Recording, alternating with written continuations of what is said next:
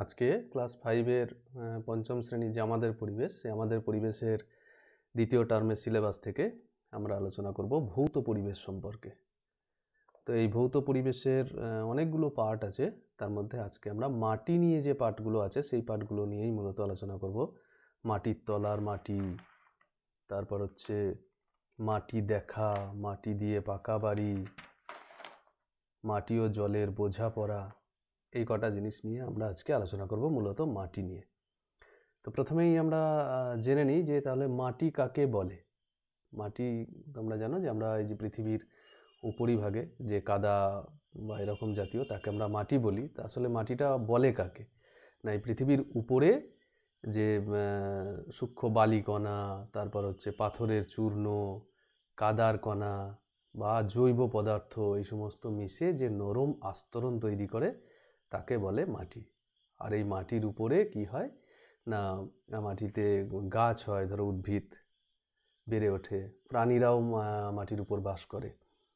তাহলে মাটিতে আমরা এই যে মাটি কাকে বলে এটা থেকে আমরা কি জানলাম না, মাটি এটা থেকে আমরা যে জানতে পারছি যে মাটির মধ্যে এই সমস্ত উপাদানগুলো থাকে। কি কি উপাদান থাকে বললাম? কাঁকড় থাকে, বালি থাকে, জৈব পদার্থ থাকে, এরকম ক্ষুদ্র ক্ষুদ্র নানান রকমের উপাদান কিন্তু মিশে থাকে।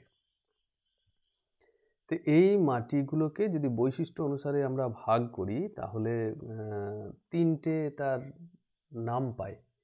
কিন্তু তার আগে জানি যে এই মাটির যে উপাদানগুলো বললাম সেই উপাদান ছাড়াও আরও কিছু উপাদান থাকে। মাটির উপাদানগুলোকে দুটো ভাগে ভাগ করা হয়। একটির নাম হচ্ছে স্বাভাবিক উপাদান আর একটির নাম হচ্ছে অস্বাভাবিক উপাদান। স্বাভাবিক উপাদান কি? স্বাভাবিক উপাদান হচ্ছে মাটি হতে গেলে কাঁকড় থাকবে, বালি থাকবে, কাদা থাকবে, নানান জৈব পদার্থ থাকবে। আর অস্বাভাবিক উপাদান কি? অস্বাভাবিক উপাদান হচ্ছে ধরো যেগুলো মাটির উর্বরতা শক্তি কমিয়ে দেয়, মাটিকে নষ্ট করে দেয়। প্লাস্টিক, তারপর হচ্ছে তোমরা ওই যে পেন লেখা শেষ হয়ে গেলে ওই ফেলে দাও, রিফিল, প্লাস্টিকের পেন, প্লাস্টিক প্যাকেট, এই সমস্ত। তারপর হচ্ছে বিভিন্ন অ্যালুমিনিয়ামের কণা। তো এগুলো সব অস্বাভাবিক উপাদান। আর স্বাভাবিক উপাদান কি তাহলে? স্বাভাবিক উপাদান হচ্ছে যে ওই কাঁকড়, জৈব পদার্থ, কাদা, এই সমস্ত হচ্ছে, এগুলো হচ্ছে স্বাভাবিক উপাদান। তো এই উপাদান অনুসারে তো মাটির কী কী উপাদান থাকে, স্বাভাবিক অস্বাভাবিক, এগুলো জানলাম। এই মাটিকে আমরা তিনটি ভাগে ভাগ করতে পারি, তিনটি ভাগে ভাগ করা হয়। কি কি তিনটি ভাগে ভাগ করা হয়? একটি হচ্ছে বেলে মাটি, একটি হচ্ছে দোআঁশ মাটি, আর একটি হচ্ছে এঁটেল মাটি। এই বেলে, দোআঁশ এবং এঁটেল, এই যে তিন প্রকারের মাটি, এই তিন মাটি আমরা কি দেখে বুঝবো যে কি প্রকারের, কোনটা কি প্রকারের মাটি? না, বেলে মাটি হচ্ছে যে যে মাটিতে বালির ভাগ বেশি থাকবে সেটি হচ্ছে বেলে মাটি। দোআঁশ মাটি কি? যে মাটিতে বালির ভাগ এবং কাদার ভাগ দুটোই সমান থাকবে সেটি হচ্ছে দোআঁশ মাটি। আর যে মাটিতে বালির ভাগ কম থাকবে, কাদার ভাগ অনেক বেশি থাকবে, সেটাকে বলা হচ্ছে এঁটেল মাটি। তাহলে তিন ধরনের মাটির নাম আমরা জানলাম। এইবার হচ্ছে যে আমরা একটা পরীক্ষা করব। কি পরীক্ষা?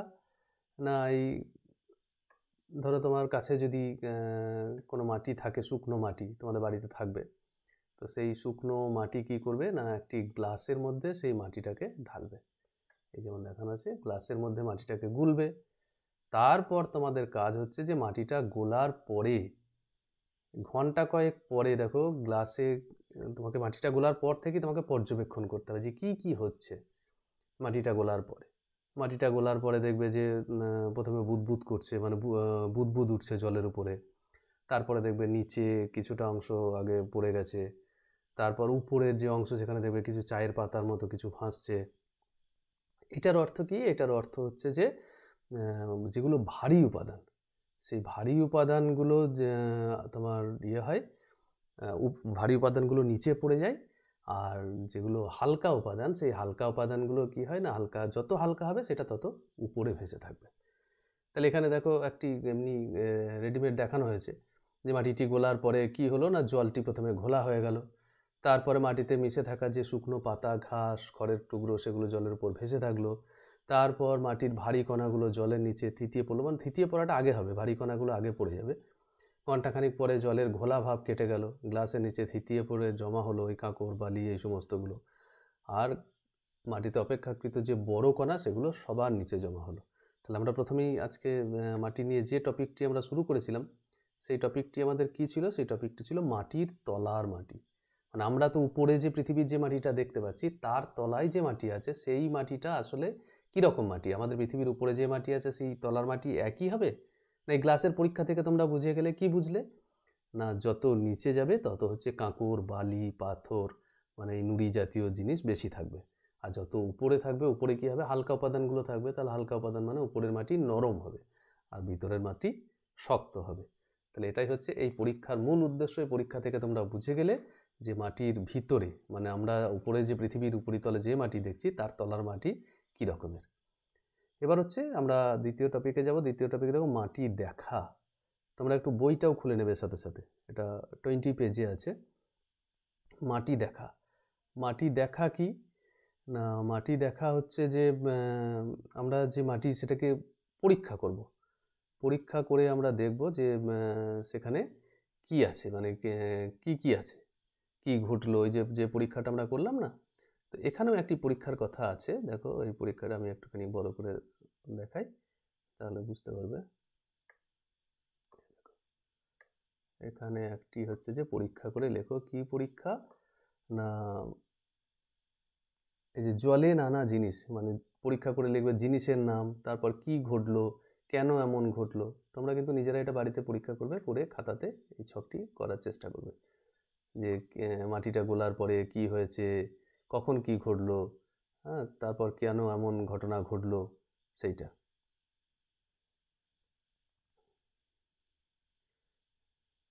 দেখো এখানে যদি আমি আমার মতো করে বলে দিই, তোমরা নিজেরা অবশ্যই পরীক্ষা করবে, পরীক্ষা করে তোমরা লিখবে। দেখো কি ঘটলো না, জিনিসের নাম হচ্ছে লোহার টুকরো। লোহার টুকরো কি ঘটলো না, দ্রুত জলের তলায় চলে গেল, খুব ভারী তাই। তারপর হচ্ছে ইটের টুকরো ফেললে জলের মধ্যে, তাতে কি হলো না, দ্রুত তলায় চলে গেল, কেন না ইট ভারী সেই জন্য। কাঠের টুকরো ফেললে জলে, জলে কি হলো, তো জলে ভেসে রইলো, কেন ভেসে রইলো না, কাঠ হালকা তাই ভেসে রইলো। তারপর ধরো পাতা ফেললে, পাতা কি হলো না, জলে পাতা ভেসেই থাকবে, কেন ভেসে থাকবে না, পাতা খুব হালকা সেই জন্য। এবার ধরো মুড়ি ফেললে, মুড়ি কি হবে না, প্রথমে ভেসে রইলো পরে ডুবে গেল, কেন না মুড়ি জলে ভিজে ভারী হয়ে গেল, ভারী হয়ে সেটি ডুবে গেল।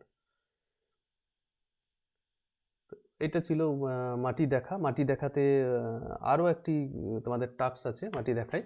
সেই টাস্কটি হচ্ছে যে কাছাকাছি কোনো জায়গা থেকে মাটি এনে গুঁড়ো করে এটা ভালো করে দেখতে হবে যে কোথাকার মাটি কি। এটা হচ্ছে দেখায়, সরি,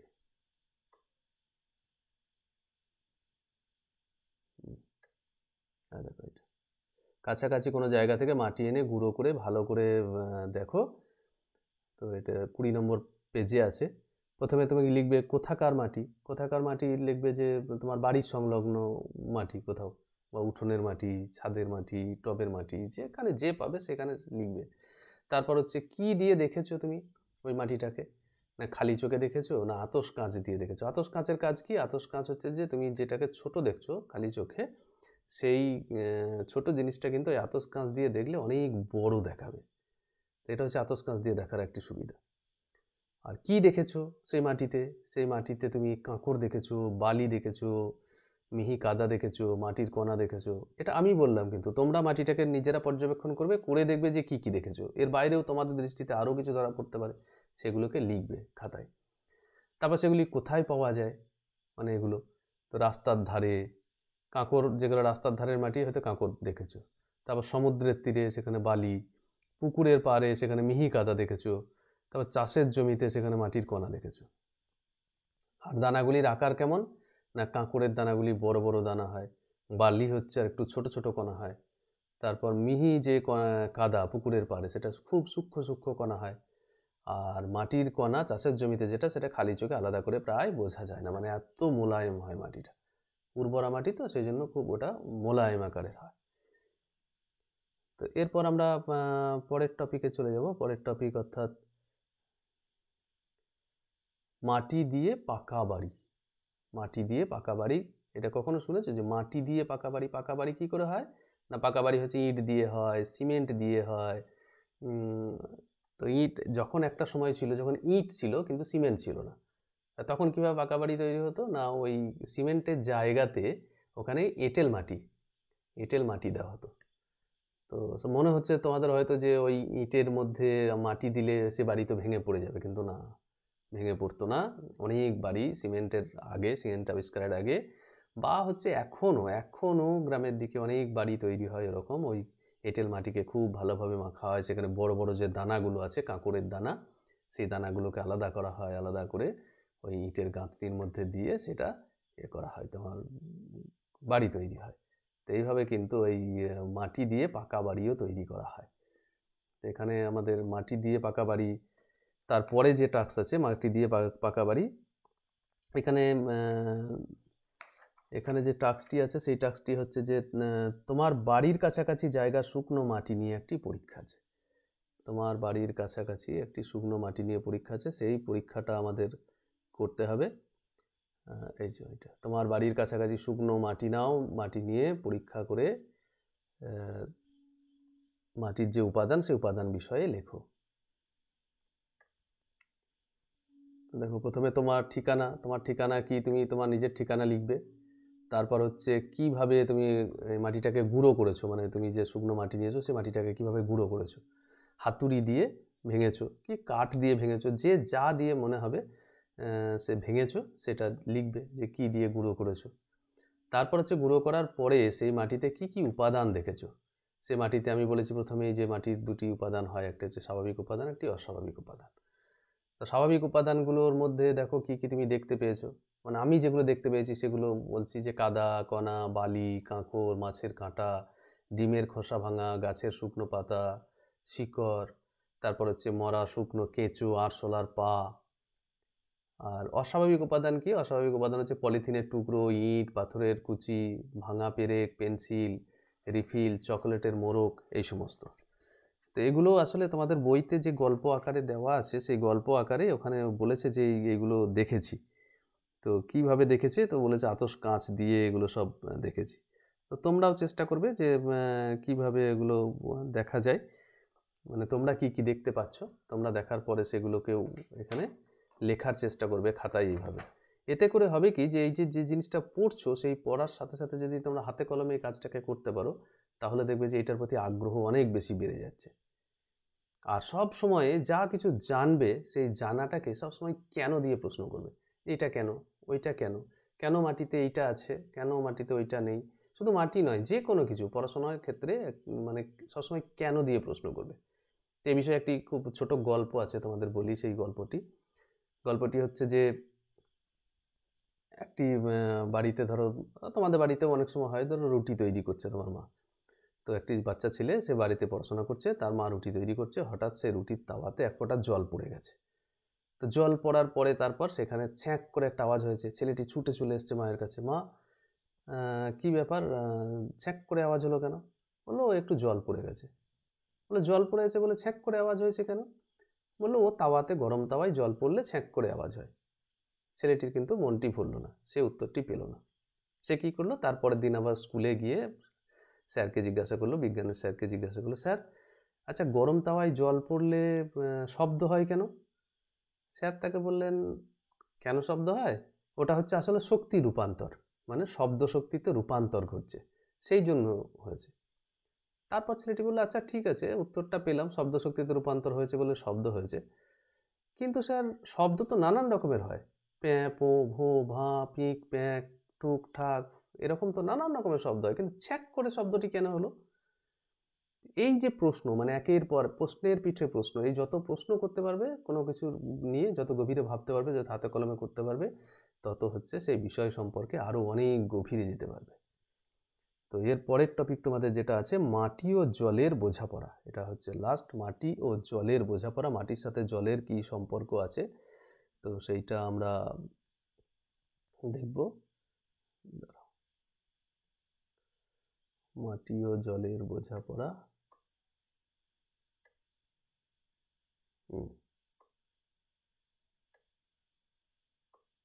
যে এখানে একটি পরীক্ষা আছে মাটি ও জলের কি সম্পর্ক, সেখানে হচ্ছে 3 ধরনের মাটি নিয়ে আর একটি ফিল্টার পেপার নিয়ে।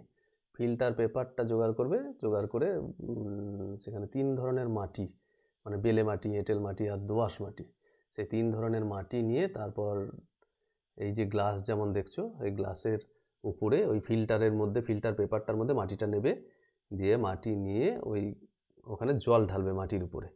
তো মাটির উপরে জল ঢাললে দেখবে যে ওই কোনো মাটি থেকে খুব দ্রুত জলটা নামছে, আবার কোনো মাটি থেকে আস্তে আস্তে টুক টুক টুক টুক করে নিচে পড়ছে। তো এইটা পরীক্ষা করে দেখা গেছে যে মাটিতে বালির ভাগ বেশি থাকে সেই মাটির জলটা খুব দ্রুত নেমে যাবে, আর যে মাটিতে বালির ভাগ কম থাকে সেখানে মাটিটা নামতে অনেক দেরি হচ্ছে। তো এটা হচ্ছে তোমাদের বইতে লেখা আছে, তোমরা নিজেরাও পরীক্ষা করে দেখবে যে সত্যি সত্যি এরকম কিছু হচ্ছে কিনা, যে যেটা লেখা আছে সেটা ওরকমই।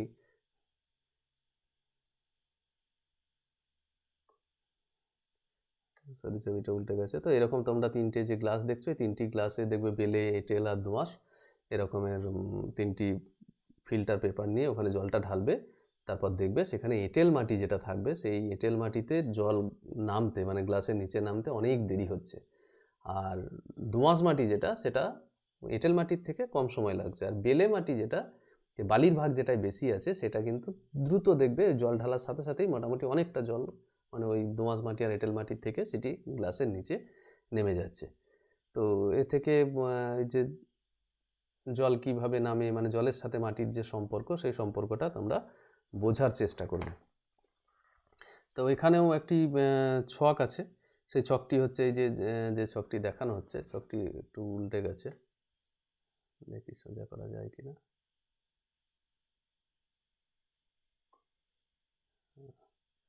তো যাই হোক, তোমাদের যে বইতে আছে সেই বইতে তোমরা এখানে করবে। দেখো আমি বলে দিচ্ছি যে আগে জল পড়া শুরু হয় কোন মাটিতে, তারপর হচ্ছে বেশিক্ষণ ধরে জল পড়ে কোন মাটিতে, নিচের গ্লাস সে বেশি জল জমছে কোথায়, তাড়াতাড়ি জল বেরিয়ে যায় বেলে মাটি থেকে, ভিজতে বেশি সময় লাগে কোন মাটি না এঁটেল মাটি, তারপর বেশি জল বেরিয়ে যায় কোন মাটি থেকে, বেলে মাটি থেকে, বেশি জল ধরে রাখতে পারে কোন মাটি, এঁটেল মাটি।